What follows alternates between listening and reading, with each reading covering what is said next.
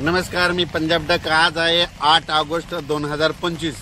8 तारखेला म्हणजे आज बऱ्याच ठिकाणी, काही ठिकाणी आता 9ला पाऊस सुरू होईल, काही ठिकाणी 10ला होईल, कुठं 11ला होईल, कुठं 12ला होईल, कुठं दुपारून होईल, म्हणून हा अंदाज लक्षात यायचा।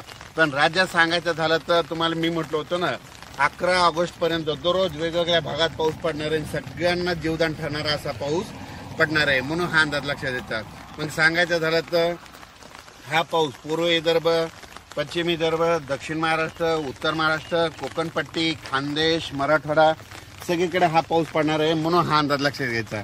शिर्डी, श्रीरामपूर, नेवासा, त्याच्यानंतर संगमनेर त्या तालुक्यातल्या शेतकऱ्याला सांगू इच्छितो की तुमच्या भागामध्ये देखील म्हणजे आज 8 ऑगस्ट 9, 10, 11 तारखेपर्यंत चांगला पाऊस पडणार आहे, म्हणून हे अंदाज लक्षात घ्यायचा। त्याच्यानंतर विदर्भातल्या शेतकऱ्याला सांगू इच्छितो की विदर्भात देखील चांगला पाऊस पडणार आहे। घाटाच्या खाली शेतकऱ्याचे फोन आले होते, तिकडे देखील चांगला पाऊस पडणार आहे, म्हणून हे अंदाज लक्षात घ्यायचा। धुळे, नंदुरबार, जळगाव जिल्हा, पुन्हा त्याच्यानंतर कळवण, नाशिक, लासूर या शेतकऱ्याचे फोन आले की आमच्या इकडे पाऊस नाही। चाळीसगावचे शेतकऱ्याचे फोन आले, पारवळ्याचे आले।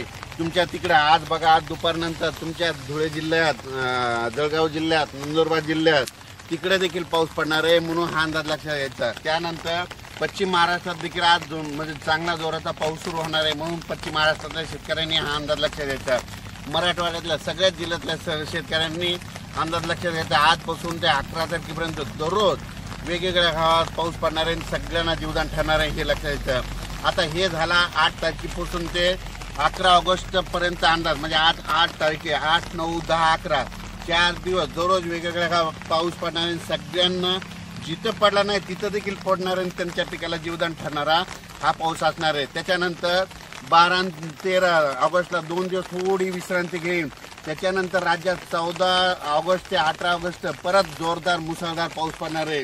ठिकठिकाणी मुसळधार पाऊस होईल, म्हणून विजेच्या कडकडासह होणार आहे। त्याच्यामुळे काय करा, 14 ते 18 ऑगस्टच्या दरम्यान तुमच्या शेताच्या जिथं तळी असेल तर तुम्ही मोटर टाकले असेल, पाईप असेल ते काढून घ्या, कारण की त्याच्यानंतर त्या पावसामध्ये बऱ्याच धरणाचं जायकवाडीचं परत पाणी सुटणार आहे, त्याच्यामुळे तुमच्या मोटर वाहून जातील, पाईप वाहून जातील, त्याच्यामुळं हे अंदाज लक्षात घ्यायचा। त्याच्यानंतर ते 14 ते 18 सर्व शेतकऱ्याला सांगू इच्छितो, मी म्हटलं होतं ना ऑगस्टपेक्षा सप्टेंबरमध्ये जास्त पाऊस पडणार आहे।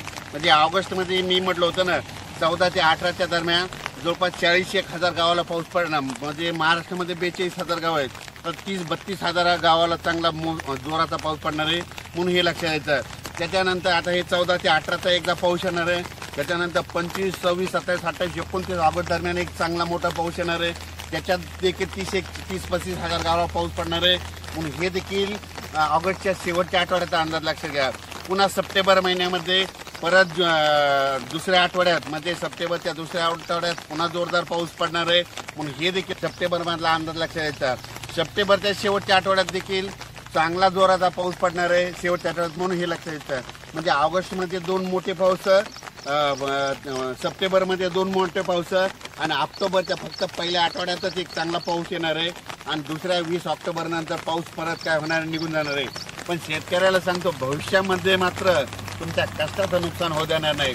त्याच्यानंतर हे पाऊस सोलापूर जिल्हा, सांगली जिल्हा, सातारा जिल्हा, कर्नाटक, बेळगाव, तेलंगणा, आंध्र प्रदेश तिकडच्या भागात देखील पडणार आहे।